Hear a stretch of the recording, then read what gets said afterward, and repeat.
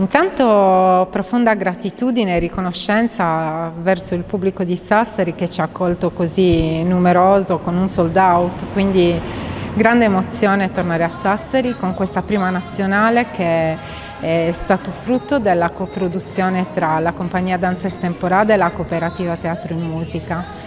Lieta di aver avviato anche una parte di giovani dopo un casting all'interno dello spettacolo.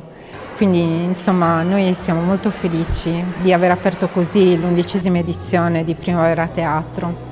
La scelta di lavorare su Encanto, che è anche reduce da Oscar e grandiosi successi, è stata generata dal desiderio di leggerezza.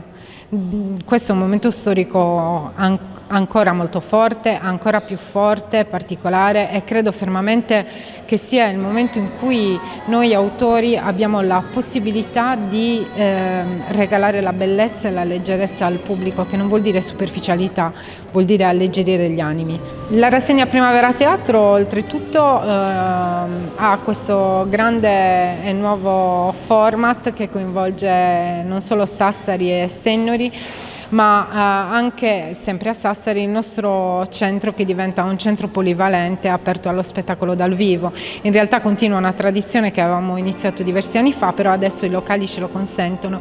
Le compagnie sono di respiro nazionale e internazionale e anche qui abbiamo il 16 giugno questo debutto in coproduzione con Versilia Danza di Firenze sulla figura di Maria Lai, al quale io sono molto legata.